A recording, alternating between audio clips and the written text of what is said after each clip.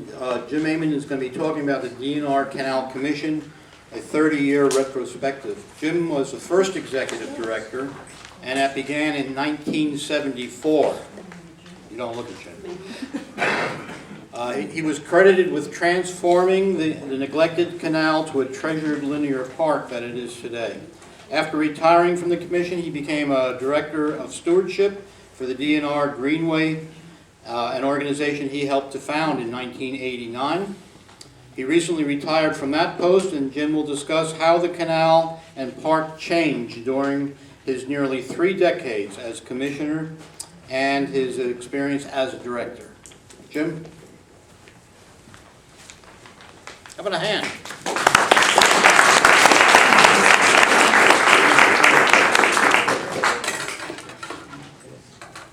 Thank you, Bob, and thank you. I'm very pleased to be here tonight. I'm especially pleased that I found you.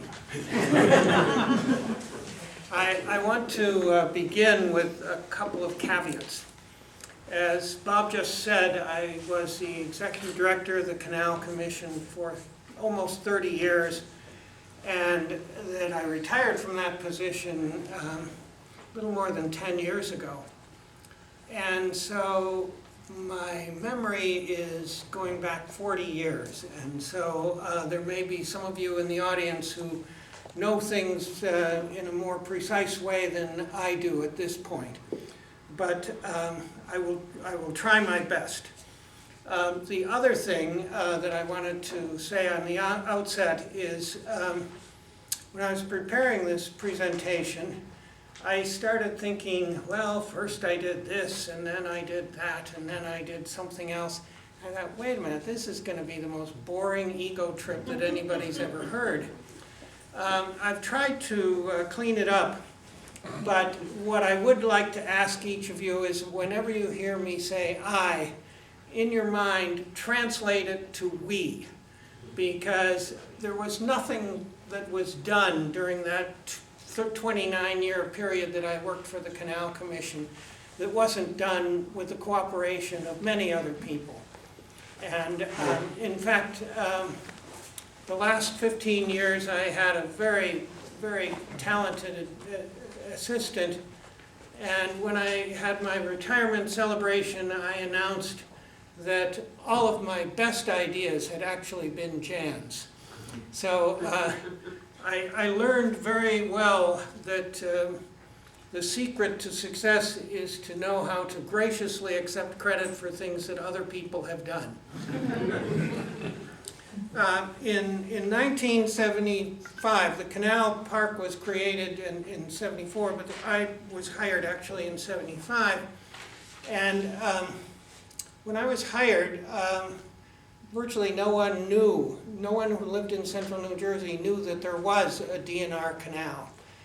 It was long abandoned, and it looked, I think, to most people like a rather peculiarly straight stream. And in fact, many people thought of it as a stream and were very annoyed at the idea that people might need to regulate the flow in the canal in order to deliver water. This fact, though, was especially brought home to me because shortly after I took the job, a friend of mine who lived along the canal in Griggstown told me that he was really annoyed at me because he said, "You're going to make it so that the Canal Park is popular. And I won't be able to get on my motorcycle and drive down the towpath and camp out on the towpath anymore after you've done your work." And so it sort of became my mantra as I kept working to make sure that Jim Coleman couldn't drive his motorcycle down the canal anymore. And that certainly did become the case. The first task that I decided to undertake was to publicize the canal because I was fully aware that there is no advantage that any park can have that is as great as having a large coterie of people who in their hearts say, "This is my place. This is my canal park." And I wanted people to start adopting it in their own mind's eye. And so I adopted a policy of being willing to go to any Rotary Club speech, any Kiwanis Club, any kind of organization, garden clubs, historical societies. And I soon learned that you didn't have to really do much to get invited to be a speaker at these places, because every time I spoke to one group, there would be somebody in the audience who would come up afterwards and say, "Oh, Mr. Amon, that was really great. I'm the program chairman for such and such other club. Would you give this same talk to them?" And so I just kept getting invitations by doing what I was doing. I also knew that down the road, the Canal Commission was going to have a regulatory program that would supersede the regulations of municipalities insofar as any new development that would impact on the Canal Park. And there were 37 municipalities in this area that would be affected that way. And so I went to 37 different planning board meetings and told them, "I'm from the D&R Canal Commission, and we are going to regulate stormwater runoff in a way that you will have to accept." And 37 times I heard somebody say, "That's the worst news I've heard all week," or month, or year. But it did nevertheless help get the word out. There was another first task in addition to publicizing, and that was to deal with bureaucratic hostility. The Canal Commission was created at the same time that the canal was made a state park. And it was created unlike almost any other government entity I've ever heard of. It had regulatory authority over every other governmental entity that had anything to do with the Canal Park. So that if the Division of Parks and Forestry, whose job it was to manage it as a park, wanted to do something, they had to make sure the Canal Commission approved. If the Water Supply Authority, whose job it was to deliver water to almost 1 million customers in the state of New Jersey, wanted to do something, they had to get the Canal Commission's approval. The New Jersey Department of Transportation was responsible for all of the bridges over the canal. There were 4 counties that were along the canal's route. There were 22 municipalities immediately along the canal, and all of them were all of a sudden going to have to deal with this new agency. This new agency, which I headed, had 2 other employees. We never had a big staff and never had a big budget, but we ran into incredible resistance, especially within the Division of Parks and Forestry. And the Division of Parks and Forestry was really upset over the fact that they couldn't deal with the D&R Canal State Park like they dealt with all their others. The enabling statute that created the Canal Park had a long list of things that the Division of Parks and Forestry was supposed to do right away within the first year after enactment of the legislation. And I looked down the list and realized that they hadn't done practically any of them. But I also realized that some of those things really they didn't need to do. Some of those things the Canal Commission could do just as well. And so I sent a memo to the director of the Division of Parks and Forestry saying, you know, we really ought to sit down together and talk about this and sort out who does what and when and how it gets done. Oh boy. The response to that memo was that a reservation I had for a cabin at Stoke State Forest was canceled. And that was the only response I got. Really? With the Water Supply Authority, at that time it was not called that. It was called the Bureau of Water Facilities Operations. And they allowed themselves to be called by their anachronism, BUFO, which seemed a little bit odd that they would encourage that, but they did nevertheless. And at one point I asked the man who was the director of this agency, what do you do with the silt that you take out of the canal? You know, you're pulling silt out where bars form so that the water can keep flowing. Where does it go? And he said, oh, you know, we have various places we take it to. And I didn't press it any further than that. But shortly afterwards, there was a big publicity affair because it turned out that the state was maintaining several illegal dumps. And so it turned out then that every state agency had to announce where it was making dumps.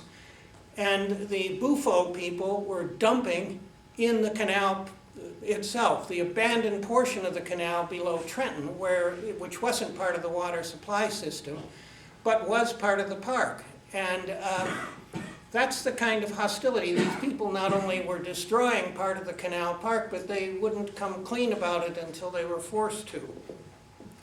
So there was a good deal of that kind of problem we had to undertake as a second first task. A third first task was that it seemed imperative that we establish an understanding of just what the canal park is, so that everybody could work from the same playbook. That it wasn't just a water supply system, it wasn't just a state park, it wasn't just a National Register Historic District, and as the enabling statute point out, it was also a way of enhancing the communities along its banks. And so we tried to meld all of those things together.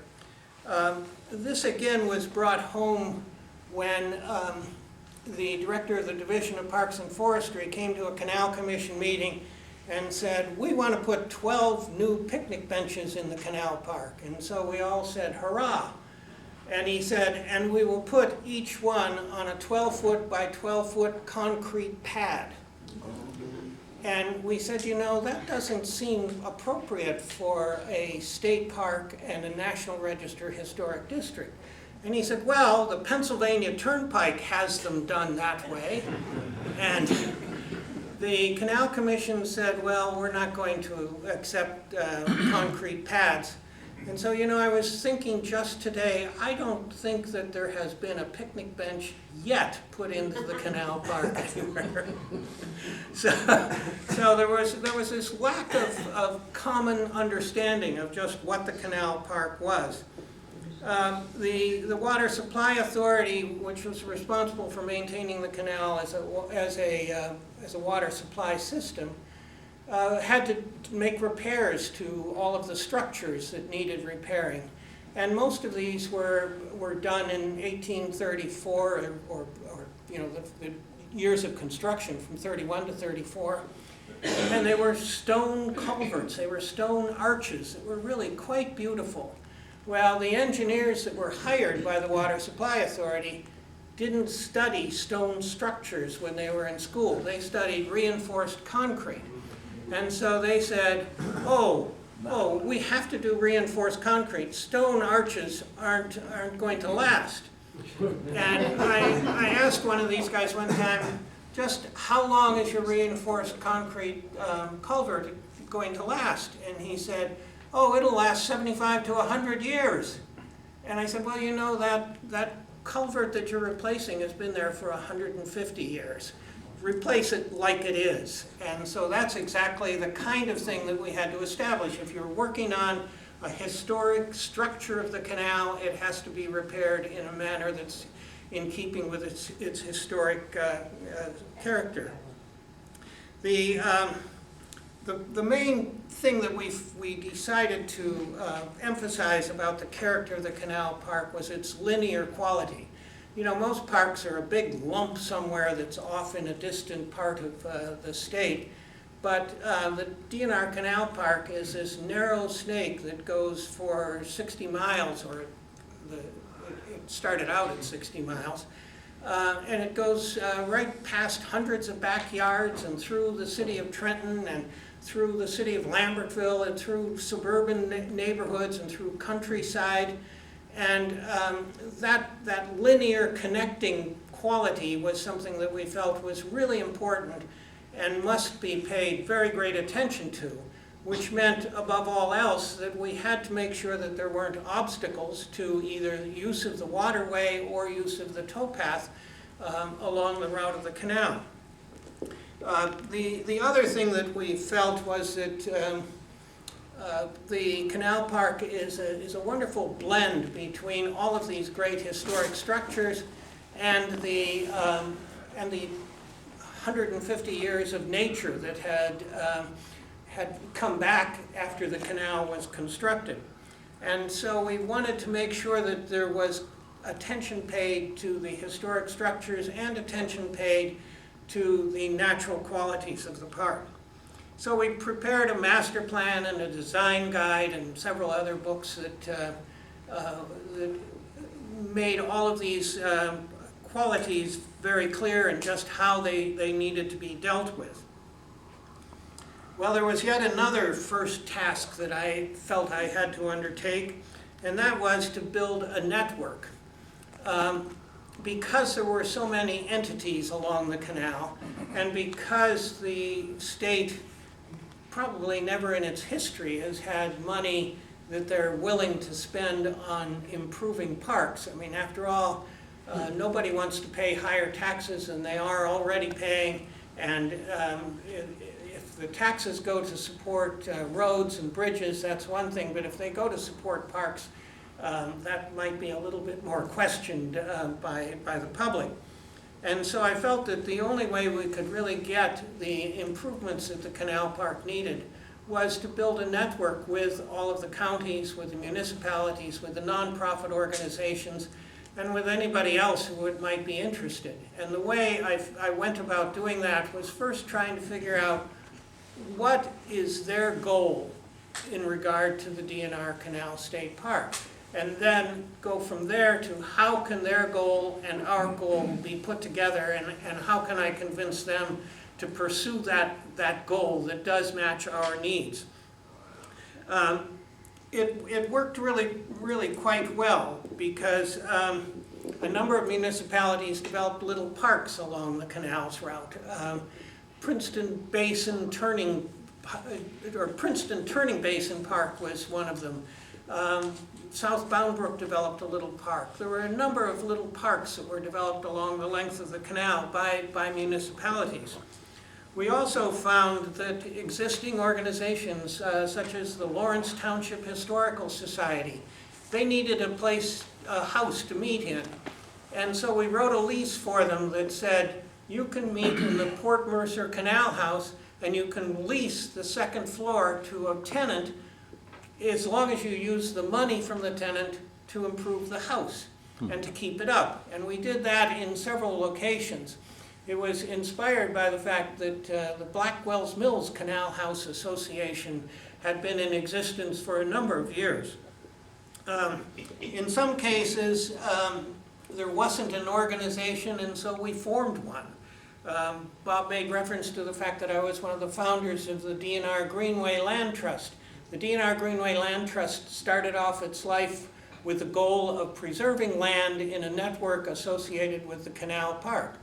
They've since expanded their territory, but they're still also called the D&R Greenway for a good reason, because they feel that the D&R Canal is at the heart of what they're trying to do.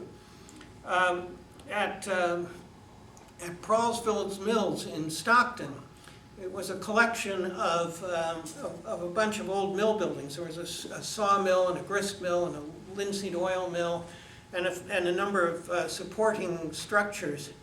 And they had been put up for sale by the last owner in the 1960s, and a man named Donald Jones, who became a member of the Canal Commission, bought them, put a new roof on the grist mill so that it wouldn't continue to leak and ruin the structure, and sold it to the state.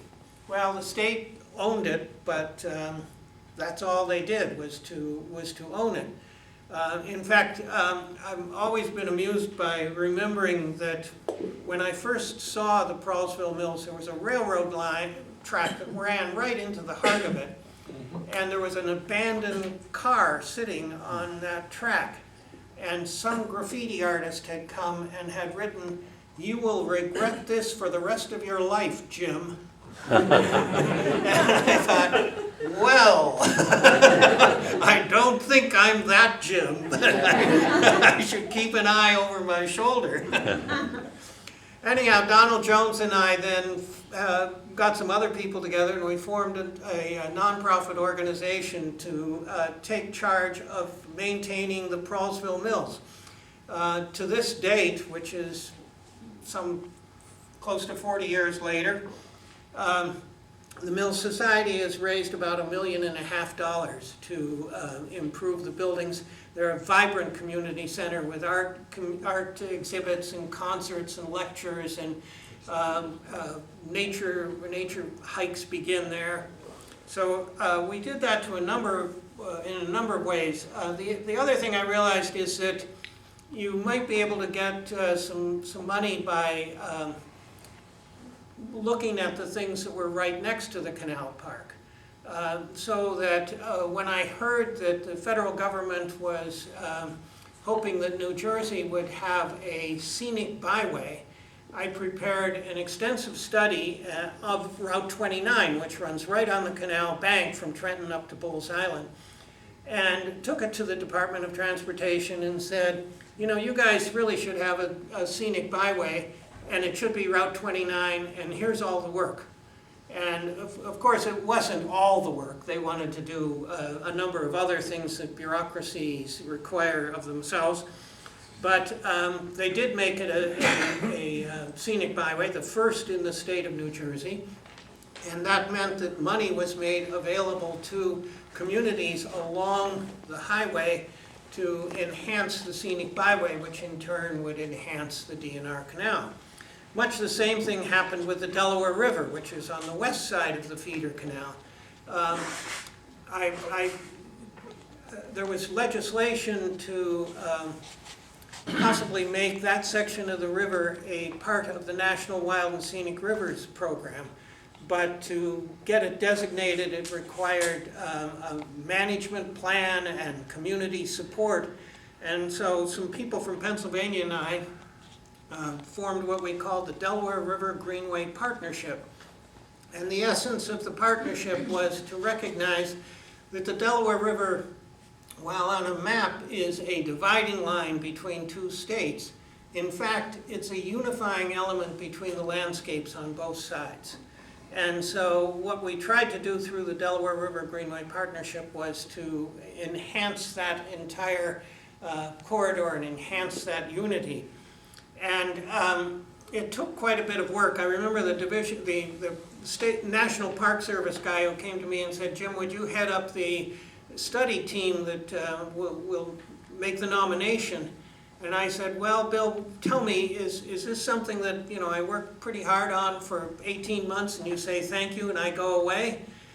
And he said, no, it's probably 3 to 4 years. And it was. But once we got the designation, the federal government, through the Wild and Scenic Rivers program, supplied money to municipalities to enhance the Delaware River, which in turn, since I was the chairman of the board that oversaw receiving and dispersing the money, I could make sure that a good portion of it went to things that also enhanced the D&R Canal. A final first important task for us was to establish this regulatory program I've made reference to. The enabling statute says the most remarkable thing. It says that the Canal Commission shall prepare and administer a regulatory program that will protect the Canal Park from the potentially harmful impacts of new development, including drainage impact, historic impact, recreational impact, natural impact, historic impact. Which, yeah, yikes is right. That's exactly what I thought. It was pretty easy to figure out the drainage impact part because the Water Supply Authority people had already mapped the watersheds of all the streams that came into the Canal Park. So we said, okay, that's our drainage impact area. Any new development in that area is going to have to comply with drainage regulations. But the visual impact was a little bit trickier because I looked around, I kept I mean, we didn't have Google in those days, so I couldn't take advantage of that. But I couldn't find any place that had a visual impact regulation. So I hired a landscape architect and said, how are we going to do this? And he said, well, I'm not sure. Let's think about it. And we came up with a plan. We got two 2x4s and a double bed sheet. And we stapled the bed sheet to the 2x4s. And the landscape architect had a couple of college student interns. And so the kids took the poles and went into the woods and held the bed sheet up. And the architect and I stood on the towpath and said, no, that's too close. That's a real impact. Go a little further. And they'd go a little further. Oh, that's still too close. Go a little further. And when they got to a point where we said, you know, there's not really any impact there, we measured it and it was 1,000 feet. So we said, okay, the visual impact shall affect any new development proposed within 1,000 feet of the Canal Park. And, you know, I've always thought if anybody really knew, I can say this now because I'm long gone, but if anybody really knew how that 1,000-foot corridor was determined, there would have probably been lawsuits. But it's still, actually, the 1,000 feet is still being used by the Canal Commission for their visual impact. Another thing that we did for the drainage impact, what we required was that every new development had to manage any runoff that came off its site. And I was really very fortunate because there was a man at Rutgers who had come up with a new system for how to manage runoff from a site, both in terms of preventing flood control and in terms of improving the quality of the water that came off the site. And he had been promoting this idea mostly to people who said, very nice, Bill, go away now. And so I hired him and we adopted his system and administered it, and after about 3 or 4 years, the state hired him and said, you do the same thing for us that you did for those guys in their little corner of the state. So I felt as though that was one of the roles maybe of a small state agency, is that you can take on experimental things and try them out, and if they work, then the state or any larger entity can try them out. I mean, we also had a stream corridor preservation program, because the corridors along streams are where the most important issues for filtering water that's flowing down into the stream. The corridors also absorb water so that the stream doesn't get this flash flood from right after a storm. And as it happens also, the corridors are also where the most important wildlife habitat is, because wildlife needs food, shelter, and water, and they can find them all in a natural corridor. So we adopted a regulation that you couldn't build in corridors of streams, and when I left the Canal Commission, there were about 3,000 acres of permanently preserved riparian buffer land. So that was another really exciting project. The development of the park itself was, as I said, made tricky by the fact that there really wasn't going to be any state money put into it. I mean, any meaningful, every now and then there would be a little bit. But I found that the regulatory program was a wonderful way of getting money to enhance the public resource without using public funds. Because developers who wanted to build near the Canal Park needed to get our approvals. And I would say to them, you know, you're building right next to the park. You're a neighbor. You should do something for the park instead of just put a building up that might be intrusive. And I was successful in that regard many times. The regulatory program came into effect really importantly with Trap Rock Industries, a stone quarrying company that mines trap rock, which is an extremely valuable and extremely costly resource. There was a big quarry next to the canal and between Kingston and Rocky Hill, and there was a road that separated two big pits, and so there was this huge amount of stone under the road that wasn't available to them. And they wanted to put the road down next to the canal so that they could get the millions and millions of dollars worth of stone out of that centerpiece. And so they came and they said, what do we have to do to get your approval, Jim? And you know, it was like sitting on Santa Claus's lap. I said, well, for starters, you can't come anywhere closer than 200 feet from the canal. They said, okay. I said, then you have to put up a berm, but not one of these sculpted berms that looks phony. It has to be a berm of rolling hills, and you have to take some of your big stones and put them in the berm so that it looks like there's stone outcrops in it. And then you have to put 1,000 native trees and shrubs in that corridor. And they said, okay. And so then I said, well, you know, Rockingham is General Washington's headquarters. Rockingham used to be down here, and you guys moved it way up the hill. I want you to move it back down to this area here. And they said, okay.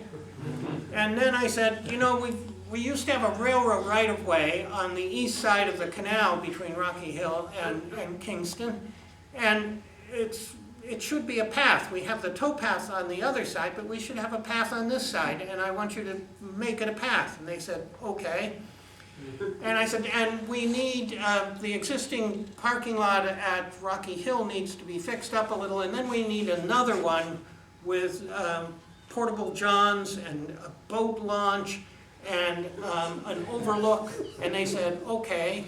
And then I said, you know, there used to be a canal bridge tender's house there, and it's gone, and we think we know exactly where it was. And what I would like would be for you to just build the foundation up to a height of 2 to 3 feet so that fishermen can sit on it and tie their lures, and hikers can tie their shoes on it, and people can have a picnic there.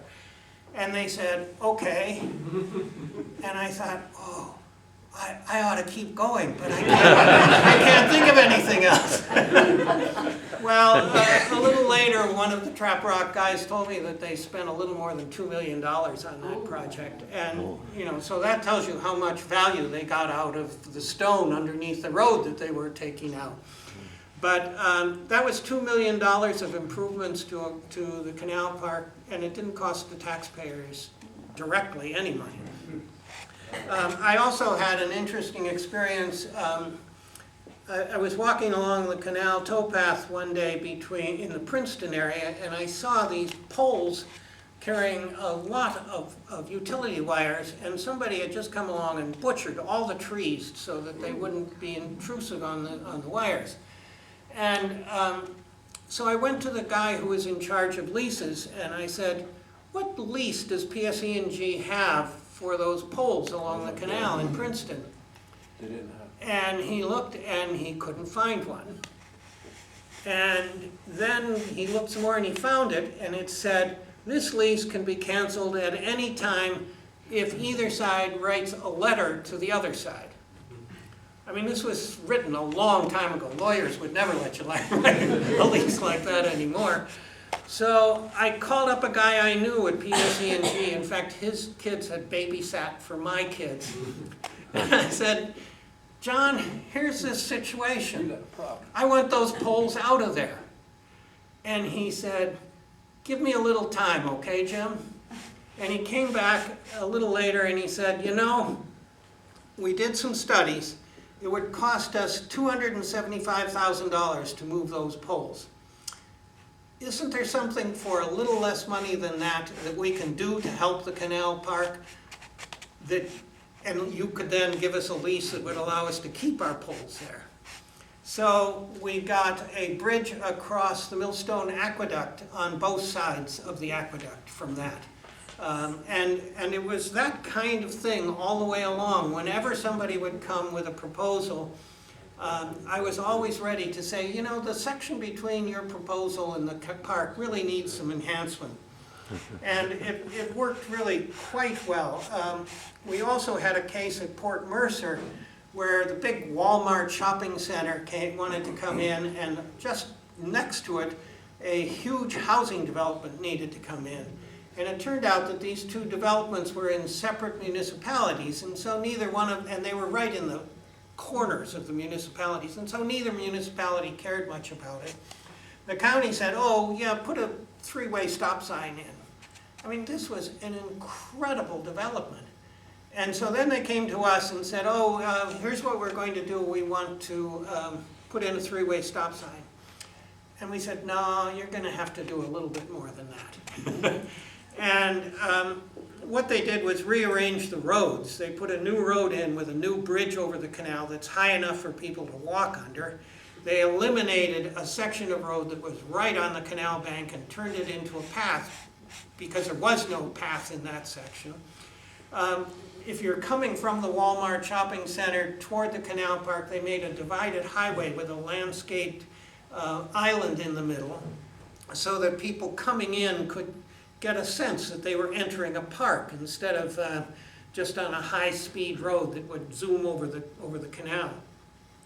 So there was again, I think somewhere in the neighborhood of $2 to $3 million worth of improvements to the park. In that case, through our regulatory program. I also found that you could get, in certain cases, federal grants to do things. I went to see a guy at the Department of Transportation one day, and I don't even remember what the purpose of the meeting was. But at the end of the meeting, he said, hey, do you guys need money for trails? And I said, yeah. And he said, how much do you need? And I said, how much have you got? And he said, we've got a lot. It's federal money. And I said, well, how do I get some? And he said, write a letter to the commissioner and he'll send it to me. And I live near the canal, so I'll approve it. And so I wrote a one-page letter asking for $1 million to improve the canal, to make a canal path in Lambertville. I mean, there had been just a very narrow one-way trail through some of Lambertville, but there were a couple of places bridges were needed. I asked for $1 million in a one-page letter, and we got it. Just bang, like that. It was the first of these federal transportation grants that anybody in the state had gotten. I also got a phone call one day from a guy who said, I work for Governor Whitman's Division of Policy and Planning, and the governor wants to build some trails. Do you need any trails built? And I said, yeah. And he said, well, why don't we get together? And I said, okay. And I called the commissioner of the Canal Commission, a man named Frank Torpy, whose son was chief of staff to Governor Whitman. And he said, Frank, we got a chance here. And I had already prepared a list of 10 trail projects. I mean, I just pulled it out of a drawer when I got this phone call because it was ready to go. And Frank and I went down to see his son. And his son said, well, you know, I'm going to hand this over to my deputy. And the deputy took a look at the list and he said, which of these 10 projects do you really want to get done? And I said, why, all of them. And he said, okay, I was just checking. And he picked up the phone and called somebody at the Department of Transportation and said, I'm going to fax over a list of 10 trail projects. And I'd like to meet with you in 2 weeks and you tell me what schedule you will have to construct them. And one of them hasn't been constructed. The other 9 have, including, I don't know whether any of you have seen the bridge over Route 1, which we had done as a part of that. It turned into a much, much more complex bridge than anybody envisioned initially. For one thing, we had to make it ADA, Americans with Disabilities, accessible. And that meant there had to be ramps instead of stairs. It also had to be really high because big trucks ride on Route 1. And it also had to be engineered for railroad trains, I think, because this was the Department of Transportation and they didn't build pedestrian bridges that were flimsy. But we had an interesting thing happen there. We told the department we wanted it to be reminiscent of the 19th century railroad trestles. And they said, okay, and they came back with a design for this white railroad bridge. And we said, no, it has to be black. And they said, oh, we can't build a black bridge. And we said, why not? And they said, well, if there are cracks in a black bridge, nobody can see them, and we won't know to repair this bridge. And one of the people with me was the director of the Division of Historic Preservation, and he said, tell me about the Pulaski Skyway. And they gave us our black bridge. So they did a lot of that sort of thing. We had really a great time doing all of these projects. Bill? About Crosswicks Creek Bridge. Oh yes, the Crosswicks Creek Bridge was another case where there was a railroad trestle across Crosswicks Creek. And I looked at the historic photographs of the area, thanks to Bill's book, and saw that the original trestle had a pedestrian walkway along it. So when the New Jersey Transit people came, they were going to put in a new bridge. I said, oh, it has to have a pedestrian walkway. And they said, oh, well, you're going to pay for it, right? And I said, no. And they said, well, will Parks and Forestry pay for it? And I said, no, you're going to pay for it. And they said, well, what is it that you're bringing to this project? And I said, I'm bringing the permit that if you don't have, you don't get a bridge. And so we got the Crosswicks Creek Bridge and the walkway in there. And we then, with this one of the projects on Governor Whitman's list was a path along that abandoned portion of the canal from Crosswicks Creek up to the border of Trenton, which is as much as it was owned by the state. Bill, again. The substation in Trenton that they didn't have the permit for. Oh. You dealt with Ken Miller on that. Yes, that was. And the remediation was. Yeah, that was. I'm trying to remember the details on that. There was a substation. The PSE&G built a substation right next to the Canal Park in Trenton without a permit. Not a municipal permit or any kind of permit. And we were able to sort of in a retroactive way get them to make really great improvements to that area of the Canal Park, which is very near the Battle Monument. So that section of the canal in the city of Trenton was fixed up. We also had, I mean, now that you're bringing up these, I think I can think of one other. PSE&G had a pipe that went across the 2 feet above the surface of the canal in South Bound Brook. And that was a case where no one, neither PSE&G nor the Division of Parks and Forestry, could find the lease. And so I said, okay, take it out. And they said, oh, you can't be serious, it would cost us $1 million to do that. And I said, I'm serious. And this was a case where even the Parks and Forestry people were saying, Jim, you can't do that. And I kept saying, you watch me. But you couldn't you couldn't paddle a canoe on the canal under that pipe. And the Canal Park is a connector. And so having that obstacle was critical. We didn't run out of projects at any time. I mean, I kept a list at all times of what I wanted done, what lands I wanted to acquire to make the Canal Park better. Whenever there was an opportunity to get something, I was ready immediately, because I knew that the worst thing you can do when somebody says, what do you want, would be to say, gee, let me think about that, I'll get back to you.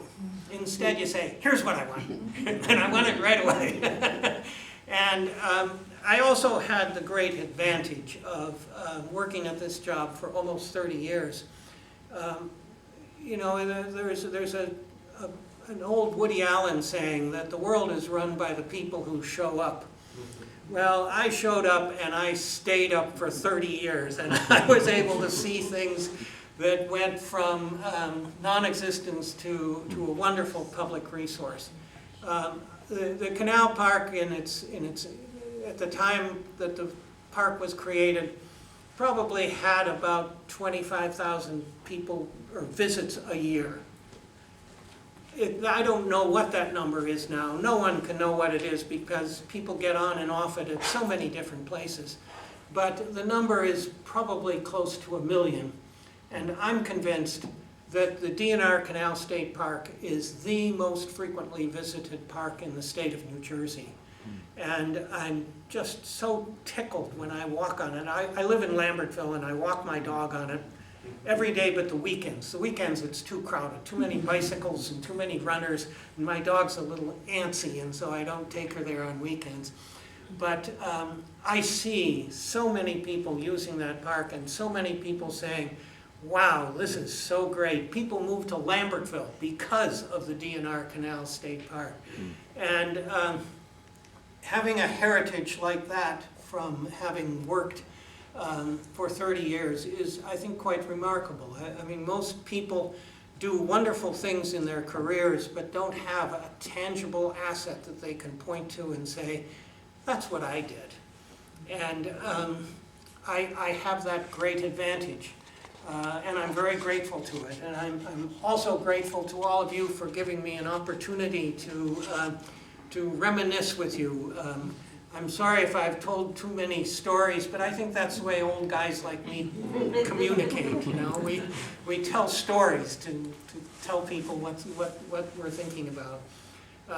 If anybody has any questions, I'd be happy to try and answer them. Yes? Well, if you were still on the job, and I were going to call you up Monday morning and ask you that question, what would you say? What needs to be done today? What would be on your list today? Well, first of all, there's that project that was on my list of 10 that didn't get done. Okay. That's making the path go under the Dinky Bridge in Princeton. You know, the Dinky line that goes from Princeton out to Princeton Junction. You can traverse the towpath very nicely, but I wanted to have a path on both sides of the canal for as many places as we could. And so that would be one. Okay. I think another thing that I would do is that I would want to fund maintenance people who really understand the natural world. Central New Jersey is a highly disturbed landscape, and that means that there are a lot of invasive alien plants that don't contribute to the natural world. The bugs don't eat them, the deer don't eat them, nobody eats the plants because they didn't evolve together. And I would really like to see maintenance workers who understood that something like Oriental bittersweet will strangle and kill a tree if it isn't cut down. We had the very first ordinance that required the use of native plants anywhere in the state of New Jersey. And I was very proud of that, but I've been sorely disappointed to see over the years how the park has suffered from this invasion of Japanese honeysuckle and Oriental bittersweet and some of those other invasive plants that are highly destructive. I think that I mean, there's also ways in which the Canal Park could be improved in the city of Trenton. We were pretty successful in getting the fence taken down. When I started, there was a 4-foot tall chain link fence along the canal. And we got most of it taken down because we found that, you know, a 4-foot chain link fence does not deter children from climbing over it. And in fact, occasionally children would go out on the ice when the ice wasn't really strong enough to support them. And I think there were a couple of times in the 30 years I was there that kids died. What the fence did was to prevent ordinary citizens from getting to them. And I know that in one case there was an elderly gentleman who couldn't get at this kid because it broke his heart to witness that. Boy, I'm not sure. You caught me off guard there. I don't have a list in my back pocket anymore. That's my job. Yeah, all right, thank you. That's my job. Anybody else? Yes? The western end of the D&R Canal is in Bordentown. Yes. Why isn't that section included in the state park? Well, some of it is. What happened when the canal was abandoned by the Canal Company, which was had merged with the railroad, Pennsylvania Railroad, and they abandoned it in the 1930s. There was a provision in the lease, or in the charter that the railroad had, and the Canal Company had, which gave them eminent domain, so that they could, in fact, make sure they could get all of a corridor to build the canal or to build the railroad.